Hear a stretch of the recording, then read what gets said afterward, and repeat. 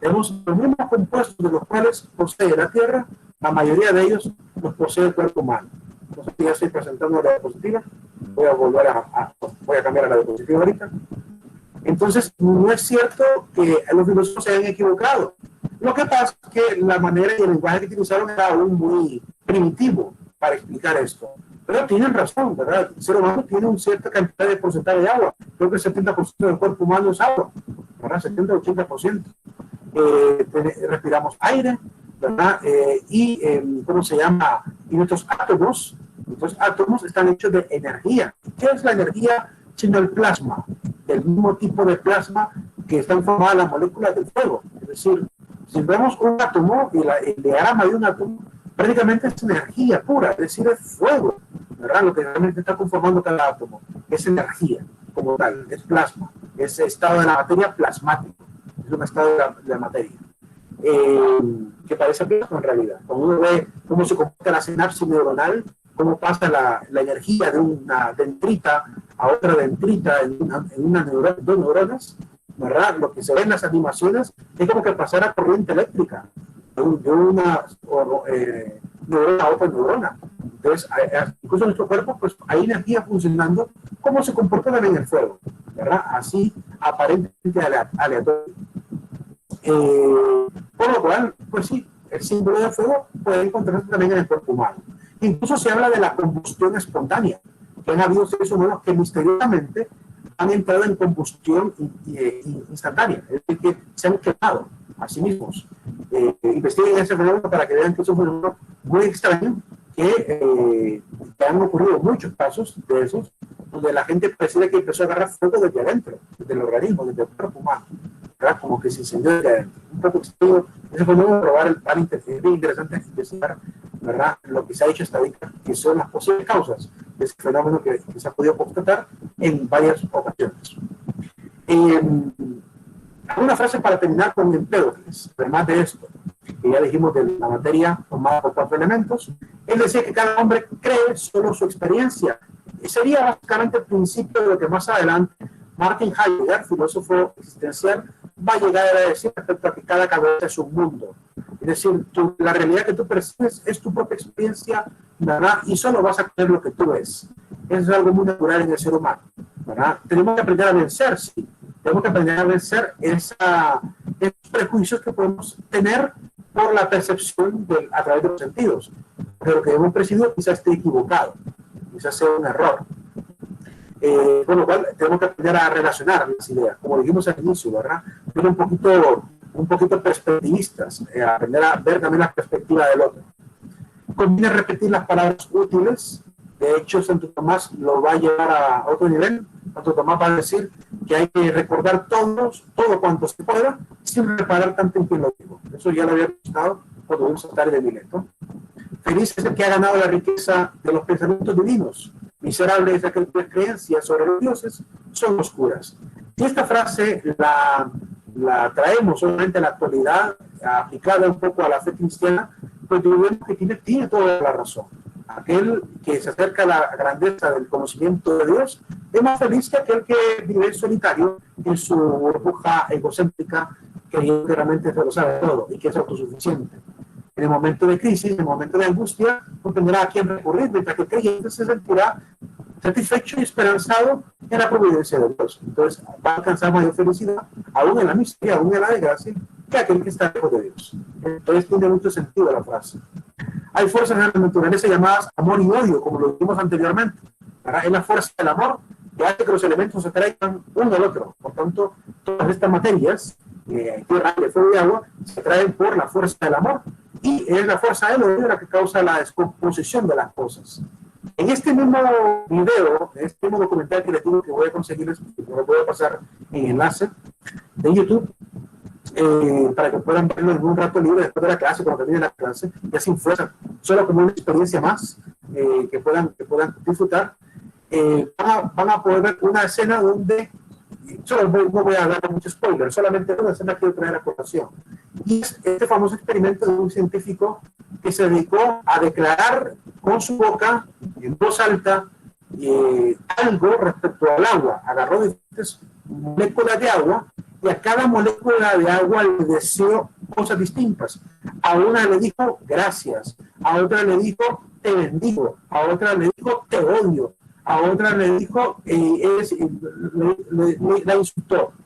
Entonces, cada molécula de agua, al ser observadas en el microscopio, desarrolló una figura completamente distinta. ¿Han visto los témpanos de hielo? Esos pequeños corpúsculos de la nieve, ¿verdad? Esos pequeños corpúsculos de la nieve, los copos de nieve que llamamos, ¿verdad? Tienen formas diferentes, formas geométricas. Pues lo que sucede es que esta forma geométrica de una molécula de agua cambió por completo al congelarlo. Es decir, la molécula del agua bendita, ¿verdad? Estaba muy hermosa aquella molécula. La molécula del agua a la que se agradeció, también muy bonita. Al que le dijo te odio, se deformó completamente la molécula. Entonces, este experimento intentaba explicarle a los seres humanos que el deseo, lo que uno declara y dice con su boca, tiene mucha fuerza y poder sobre la conciencia o incluso sobre la naturaleza. Por lo cual, ese experimento de alguna manera prácticamente le da fuerza y valor a lo que hacemos en la oración, lo cristiano. Lo que declaramos con nuestra boca en la oración, eso si lo deseamos con todo nuestro corazón, se puede llegar a cumplir, porque obviamente es un deseo que pedimos a la providencia de Dios. Y también, si lo vemos fuera de la fe, desde el punto de vista nada más de la fe humana, ¿verdad? Porque también hay un tipo de fe llamada la fe en sí mismo, pues también somos capaces de hacer grandes cosas si realmente lo creemos. La fuerza de la fe que tenemos los seres humanos como un don, eso puede hacernos capaces de grandes cosas. Mientras que uno pueda llegar a sentirse derrotado ante la vida porque de repente le cortaron las dos piernas, otra persona sin las dos piernas está jugando baloncesto profesionalmente. Mientras que otro está corriendo quizás sin dos piernas una maratón, con prótesis. Mientras quizás aquel sin brazos está derrotado en su cama, queriendo ya morir, y otro sin brazos, incluso sin piernas, está haciendo dibujos con la boca, con un pincel y haciendo hermosos dibujos y vendiendo retratos. Porque es famoso en TikTok con esos retratos que hace con la pura boca. Es decir, la realidad que uno se forja ante su propia experiencia, pues dependerá qué tanto amor y qué tanto odio le pongamos, pues así también será el impacto que tenga para transformar realmente nuestra realidad. Y termino con una curiosidad, un dato curioso sobre lo que pasaría después de Empédocles. Como se quedó en la mente de todos los occidentales, la idea del aire, fuego y agua, pues en la cultura siempre se ha creído que la naturaleza está formada de fuego, aire, tierra y agua. Si yo les hubiera hecho la pregunta a ustedes antes de ver a Empédocles, ¿cuáles son los cuatro elementos? Estoy seguro que me hubieran podido responder la pregunta. Me habrían podido responder, está guardada en nosotros. De alguna manera nos lo enseñaron en la infancia, la familia, no sé, o lo percibimos también, lo sentimos. Por lo cual hemos llegado a esa convicción ya generalizada de que la tierra, aire, fuego y agua son los cuatro elementos de la naturaleza.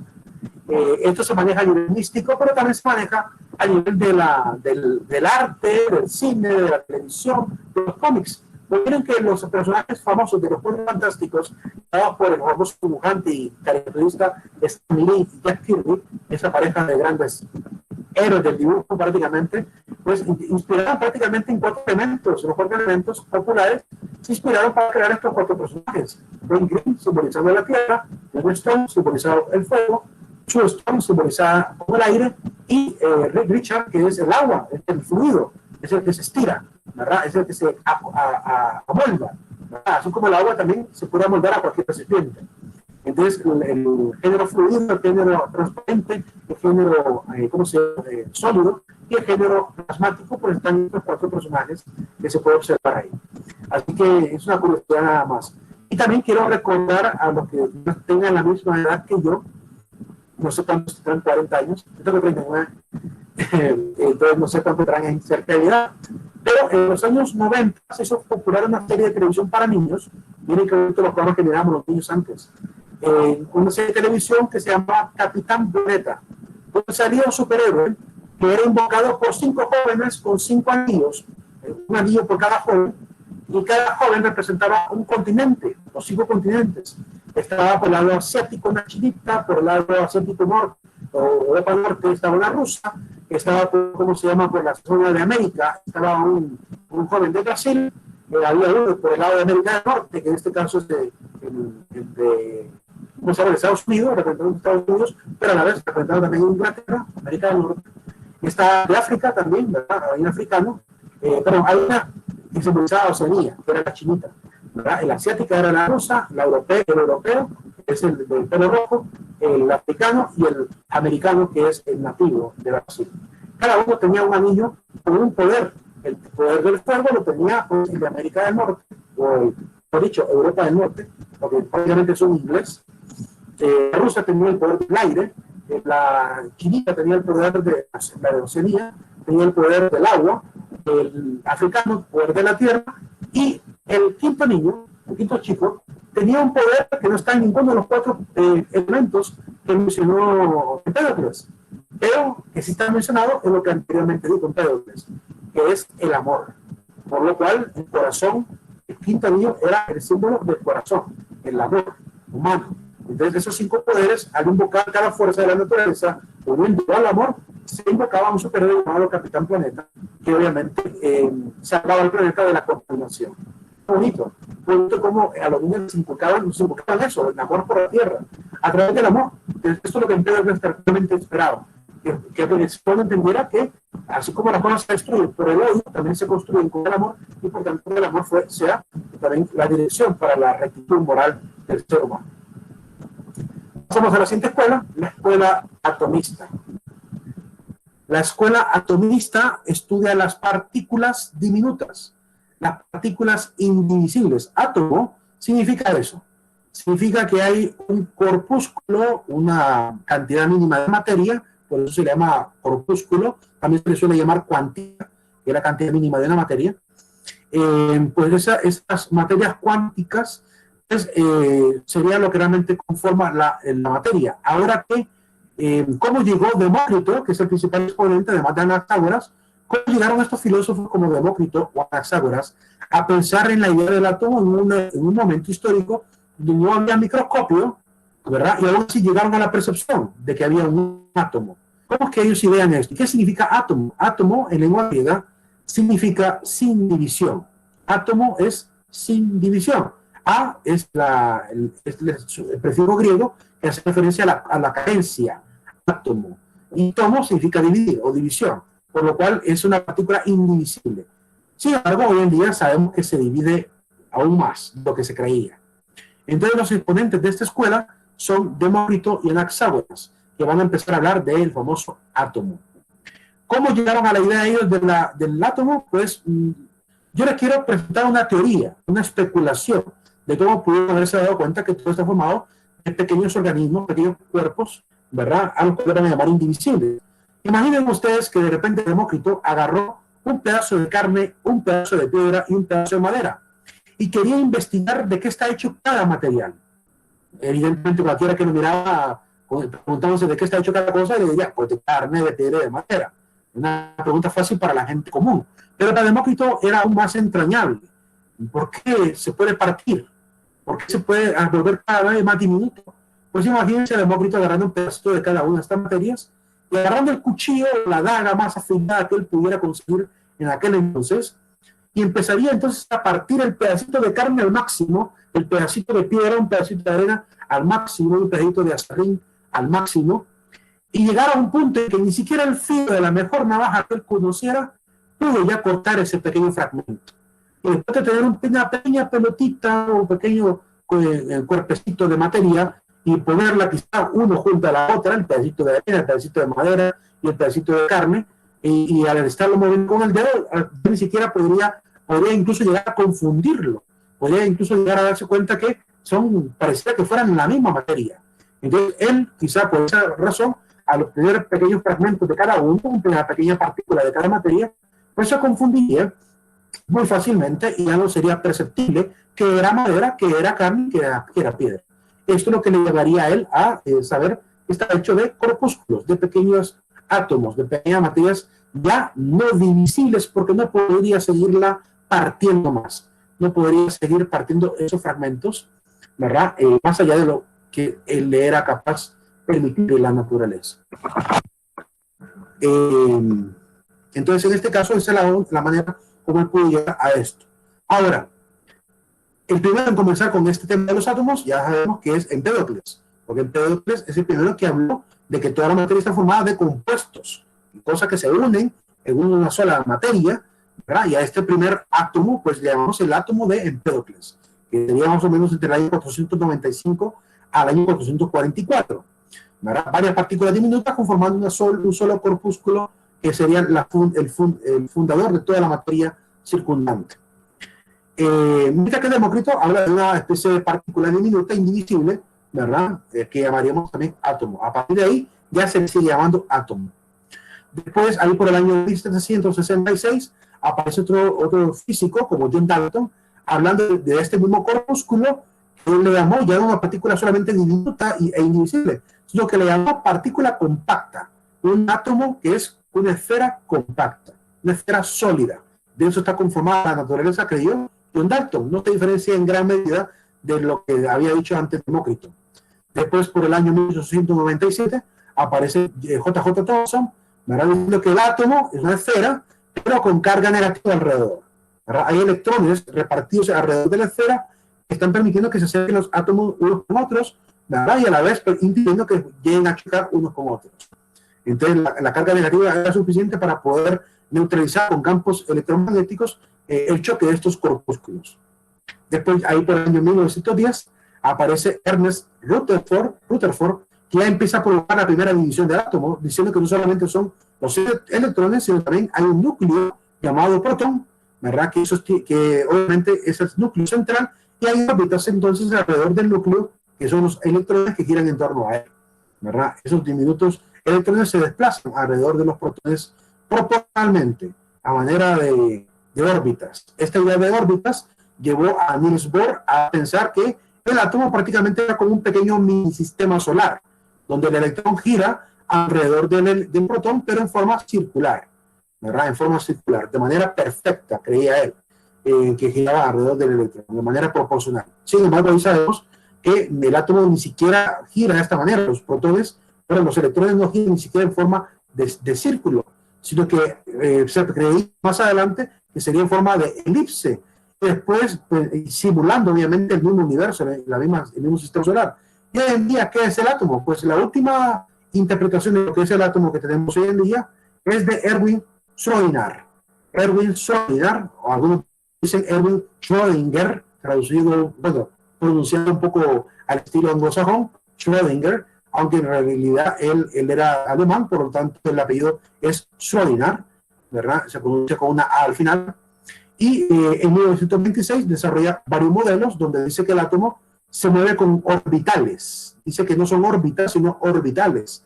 Los electrones están entrando y saliendo constantemente alrededor del núcleo, ¿verdad? Están constantemente pasando, ¿verdad? En forma de orbitales, siendo atraídas y alejadas, formando un montón de pequeñas, ¿cómo se puede decir? Pues órbitas independientes por cada electrón. Entonces, estos modelos matemáticos que él llega a establecer van formando otra idea de lo que pueden ser los diferentes tipos de átomos que pueden haber, ¿verdad? Y si quisiéramos ver el espectro de luz que lanza cada átomo, dependiendo de qué tipo de átomo sea, hay diferentes formas de espectros luminosos que cada átomo puede llegar a reflejar, ¿verdad? Del átomo más simple hasta el átomo más complejo. Y por tanto, ya en una animación aún más, un poquito más realista, se estaría moviendo de esta manera, con un montón de orbitales, ¿verdad? Aparentemente con un megamotor, con un montón de órbitas también alrededor de él, ¿verdad? De forma aparentemente, pues cada uno independiente, formando esta forma un poquito irregular, que mantiene obviamente los átomos siendo atraídos y a la vez luchando entre ellos, alejándose mutuamente. Esa es la última interpretación que tenemos del átomo hasta el día de hoy. ¿Qué va a decir el futuro sobre el átomo? No sabemos, pero por ahora lo que dijo Demócrito ya ha sido refutado. Es decir, que el átomo no es indivisible, es divisible. De hecho, con el famoso Albert Einstein, ¿verdad? Se logró llegar a la idea de la fisión nuclear y la fusión nuclear, la posibilidad de poder unir átomos y átomos, ¿verdad? La capacidad de poder llegar a destruir por completo, al punto que hoy en día hablamos hasta de materia oscura, de átomos que si entraran en contacto con la materia blanca, por así decirlo, esa materia oscura con la materia normal, chocarían y se autodestruirían. Están pensando hasta en crear bombas de materia oscura, para provocar extinción total de material que podemos percibir perfectamente. Bueno, hay mucho que decir respecto a la ciencia del átomo, pero al menos Demócrito abrió un camino para que los siguientes siguieran preocupándose por entender de qué estamos hechos. Siguiente escuela, la escuela de los sofistas. La palabra sofista en la lengua griega significa sabio, originalmente significa sabio, ya que viene de Sofía, que significa sabiduría. Entonces, sofos es sabio. Sin embargo, dígame que parece que alguien quiere entrar, no sé. Dime, Erwin. Veo que está la mano. Master, solo una consulta. Dime. ¿Cómo Erwin llegó a ver el átomo que así era? ¿Cómo había instrumentos para observar esa partícula tan pequeña? Te lo voy a responder. Dicen que es de mala educación responder con una pregunta, pero te lo voy a responder con una pregunta, aunque parezca de mala educación mía. ¿De qué manera un hombre en silla de ruedas como Stephen Hawking pudo hablar con tanta precisión de agujeros negros que están a larga distancia, sin poder observarlo siquiera, porque ni siquiera se podía fotografiar un agujero negro? Solo se tenía ideas y modelos, ¿verdad? Que él habla con mucha fidelidad a lo que hoy en día se está descubriendo, a que hoy en día pueden empezar a fotografiar. Descubrió este hombre en silla de ruedas, postrado, con una ¿cómo se llama? Deformación amiotrófica, darse cuenta cómo es un agujero negro. ¿Cómo lo logró hacer? ¿Algo cree? ¿Cómo para hacerlo él desde la silla de ruedas? Lo hizo a través de la matemática, lo hizo a través de los cálculos de la física. Los cálculos físicos son los que permiten poder entender la materia, aun cuando no puedas observar ni los grandes eventos ni los minúsculos eventos. Así es como los científicos se han acercado en gran medida hasta la realidad cuántica, que es imperceptible al ojo y también imperceptible a algunos instrumentos de medición humanos. La tecnología no es capaz de observar a niveles cuánticos muchos de los fenómenos, ¿verdad? Se perciben unos que otros, ¿verdad? Tardó mucho tiempo, por ejemplo, para que la famosa partícula que mediante la matemática y la física había calculado Higgs, que existía, la famosa partícula de Higgs. Él lo puso como una teoría fundamentada en la matemática. Y hasta que no se construyó el colisionador de hadrones, no fueron capaces de observarlo. Hasta que por fin lo construyeron, se observó y por tanto se dio por cierto de que sus cálculos no solamente eran exactos, sino que además se cumplían en la realidad, que eran observables con el colisionador de hadrones. Es decir, los científicos no ocupan, hoy en día, no ocupan acercarse a los fenómenos a esos niveles tan ínfimos o a los niveles tan macro, ¿verdad? Porque pueden perfectamente hacerlo mediante la matemática. Esa es la manera como ellos han hecho los cálculos matemáticos para demostrar cómo se comporta la materia y qué forma tienen los átomos hoy en día. No sé si así puedo responder a la pregunta. Gracias, Master. O sea, okay, que básicamente la matemática es la base de casi todo que se ha creado y que se ha dicho. Sí, la matemática unida a la física y geometría. Se pueden obtener modelos geométricos con cálculos matemáticos metidos en computadoras para generar modelos casi en un 99% fieles con la realidad. Por esa razón es que se atreven a dar este tipo de teorías y sacar a la luz pública como conocimiento científico, porque están convencidos con una alta probabilidad de que el fenómeno, cuando se logre por fin medir, va a dar exactamente ese modelo, ¿verdad? Esa es la razón.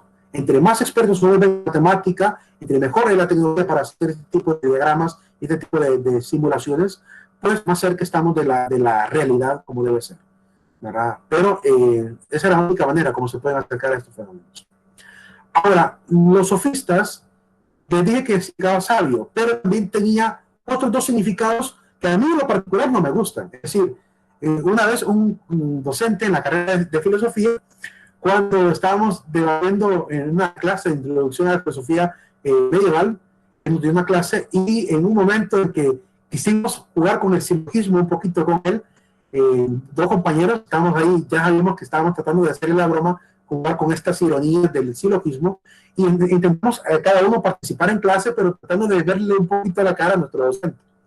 Y él lo descubrió que realmente intentábamos verle la cara, jugando un poquito con la lógica. Y al final él nos termina diciendo a los dos, lo que ustedes son es que son unos sofistas. Nos tiró la palabra sofista como insulto. y lo entendimos bien, porque ya sabíamos cuáles eran los otros dos significados. No nos dijo sabios, nos dijo charlatanes, porque la segunda acepción filosófica para sofista es maestro o charlatán, por lo cual podría significar como sabio, maestro o charlatán. Y esa es la manera. ¿Por qué se convirtió en charlatán?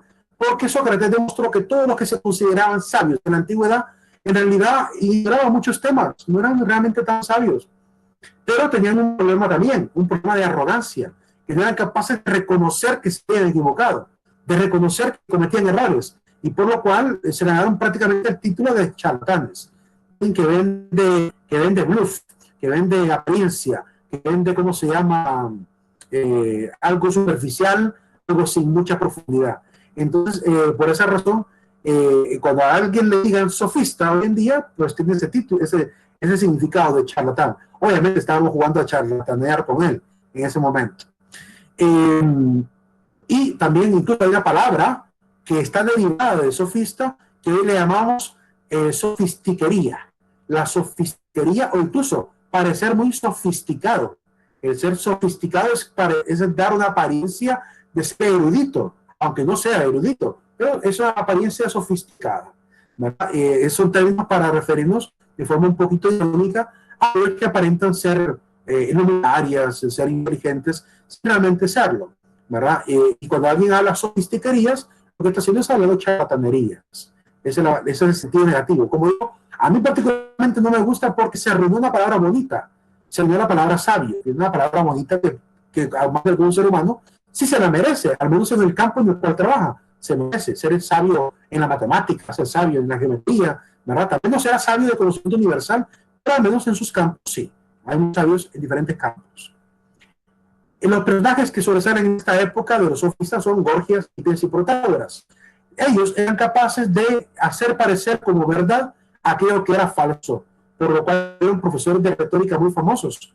Si yo era capaz de convencer a alguien de que una mentira mía era verdadera, significaba que yo era un gran maestro orador. Imagínense que fuera un gran político, ¿verdad? Como hoy en día, gran político entre comillas. De hecho, hoy en día los políticos hacen uso de una retórica extremadamente repleta de cantidad de falsedades y convencen a la mayoría, ¿verdad? Así que son prácticamente muy sofistas, muy sofisticados ¿cómo se puede decir? Los políticos de hoy en día. Entonces, ante estos sofistas, Sócrates va a entrar obviamente en debate, va a empezar a platicar con Gorgias, platicará con Hipias, platicará con Protágoras, con todos estos filósofos, ¿verdad? A través de estas obras que también su discípulo, llamado Platón, dejarnos como memoria de lo que su maestro hacía. Ya que Sócrates no escribió ni un tan solo libro, no conocemos ningún libro escrito por Sócrates, pero todo lo que sabemos de Sócrates lo sabemos por su discípulo más cercano y quizás más querido, que era Platón. Así que Platón tiene una cantidad de diálogos donde pone a su maestro Sócrates como el principal interlocutor, platicando con los sabios de aquel momento y desenmascarándolos, es decir, entrando en debate con ellos y haciéndoles ver que incluso el criado de la casa de tal personaje, pongamos por decir un nombre, Glaucón, el criado de Glaucón era más sabio que Glaucón mismo. Y Sócrates, utilizando el método que él tenía, que era de pregunta y respuesta, lograba hacer parecer como un puto de Glaucón y un sabio a su criado, al esclavo de la familia, para que tengan idea de la capacidad de Sócrates para plantear preguntas adecuadas para poder llevar hacia el rumbo que él quería a cada uno de sus contrincantes. Por eso Sócrates se va a ganar la fama de ser realmente el más sabio de Atenas, uno de los más sabios, porque era capaz de poder de dejar en jaque a todos los grandes maestros de la antigüedad. Eran expertos en retórica, pero también, como dijimos, si eran capaces de mentir, de hacer parecer como verdadero o lo falso, significa que utilizaban muy a menudo este tipo de argumento llamado el sofisma. Los sofismas son argumentos que son aparentemente verdaderos y que de alguna manera guardan un poquito de ironía e incluso pueden servir hasta para insultar a alguien sin que se dé cuenta realmente que fue un insulto. Les comento un sofisma muy particular. Un sofisma tiene apariencia de argumento verdadero, porque obviamente pareciera que cumple con las leyes de la lógica, las leyes de las proposiciones, pero que en conclusión, ¿verdad?, la conjetura que se hace y se ensambla termina dando una conclusión que obviamente es una tremenda barbaridad. Puede ser una necedad, puede ser una tontería o una burradez. Entonces, en este caso, voy a poner algunos ejemplos de los sofismas más conocidos y populares. El sofisma de los cuernos es como si yo le dijera a alguien de ustedes, vaya, supongamos que le pregunte a alguien y le diga, ¿es cierto que tenemos todo lo que hemos perdido? Cualquiera, y si yo le dijera, solo puede responderme que sí o no a esa pregunta. ¿Es cierto que tú tienes lo que no has perdido? Quiera que escuchen la frase y dice, pues sí, si yo he perdido algo es porque lo tengo, ¿verdad? Entonces, tengo lo que no he perdido. Me respondería el contrincante, sí, tenemos lo que no hemos perdido. Entonces yo le preguntaría, para dejar un poquito el ridículo, ¿y alguna vez tú, en tu vida, has perdido cuernos? Y diría la persona, pues yo nunca he perdido cuernos. De hecho, jamás los he tenido. Pero entonces ahí entraría la persona, el contrincante, antes de que siga platicando y exponiendo lo que no ha perdido cuernos, le diría, entonces si tú tienes lo que no has perdido y no has perdido cuernos, por tanto tienes cuernos. Es una forma un poco burlesca de intentar enredar a la persona en ese momento. Ese es uno de los más simples. Hay otros, por ejemplo, que dice, ahí está narrado esto, ¿verdad? Tienes lo que no has perdido y no has perdido cuernos, por tanto tienes cuernos, ¿verdad? Una forma burlesca de decir el cornudo. Pero también hay otros, ¿verdad? Por ejemplo, el sofisma del cocodrilo, es una especie también de paradoja. Imagina un cocodrilo que luego raptar a un niño y le dice el cocodrilo a su madre, a la madre del niño, si me dices la verdad de lo que haré, te doy a tu hijo. Entonces la mujer, astutamente, le plantea una paradoja. Le dice la mujer, le responde de la siguiente manera, entonces lo que voy a responder es, no me darás a mi hijo. Ahí el cocodrilo, ¿verdad?, se queda prácticamente en jaque y no sabe ya qué hacer. La mujer prácticamente le plantea un sofisma, ¿verdad? Le plantea un sofisma de que no va a poder decidir, porque si es cierto que él no le va a dar el hijo, es verdad que no va a entregar el hijo a la mujer dice la verdad y por tanto perdió el cocodrilo y tiene que entregar al hijo. Pero si le entrega al hijo, si en verdad lo entregara, la mujer dijo mentira y por tanto ya no puede entregárselo. Entonces ahí prácticamente la mujer termina diciendo nuevamente la verdad. Por lo cual pierde el cocodrilo ante esta paradoja, pero es entrada en forma sofismática, como un argumento para dejarlo en jaque a él. Si el trabajo de salud que trabajan los enfermos es un sofisma muy popular, este sofisma que dice Sansón es el hombre más fuerte del mundo, Dalila venció a Sansón, por tanto Dalila es la mujer más fuerte del mundo. Obviamente hay un error de deducción en ello, ¿verdad? Estamos obviamente obviando la premisa de que la manera como Dalila venció a Sansón fue cortándole las greñas. Es decir, fue la única manera que podía vencerlo. No porque ella fuera la más fuerte, en todo caso, la más fuerte tendría que haber sido la tijera, porque ocuparon tijera para cortarle los cabellos a Sansón, o algún dagal, alguna daga, para poder cortarlo. Otro sofisma, por ejemplo, es el sofisma llamado el sofisma del queso suizo, que dice más o menos de la siguiente manera. El queso suizo tiene agujeros. Entre más queso suizo, más agujeros hay. Entre más agujeros hay, menos queso tengo. Por tanto, entre más queso suizo, menos queso tengo. ¿Verdad? Eso es lo que termina siendo como una especie de paradoja también. Y esta que dice, el que duerme no hace cosas malas, un santo no hace cosas malas, por tanto, el que duerme es un santo. Uno de los más populares que quizá a algunos les va a gustar, el de la cerveza, ya les voy a mencionar el de la cerveza. A los perros les gusta pasear, a Pedro le gusta pasear, por tanto, Pedro es un perro. También es una forma de silogismo, pero con errores de deducción, porque no hemos aclarado muy bien, ¿verdad? Si solamente a los perros les gusta pasear. Eso es lo único que se está obviando ahí. Que decir que el pasear no solamente le gusta a los perros, también a los humanos. Que no entraría, obviamente estamos armando una conjetura para insultar a Pedro. Y esta falacia o sofisma del beber. Beber alcohol mata a las neuronas. Las neuronas que mueren son las más débiles. Si mueren las más débiles, quedan las más fuertes e inteligentes. Por tanto, el que bebe mucho alcohol es más inteligente. ¿Verdad? Quizás a algunos que les gusta tomar creerán que es verdad y les va a convenir creer que es verdad. Sin embargo, no es cierto. Ahora sabemos que también hace todo lo contrario, destruye las neuronas y va reduciendo su cantidad al punto que te va haciendo el cerebro cada vez más débil. ¿Verdad? Todo lo contrario. Pero igual, esa parte se oculta, ¿verdad? Para poder hacer parecer que tiene razón el argumento. Esto es lo que hacían los maestros de la antigüedad, enredar las palabras, jugar con las conjeturas para engañar a la gente. ¿verdad? Y por eso Sócrates va a terminar llamando pues charlatanes.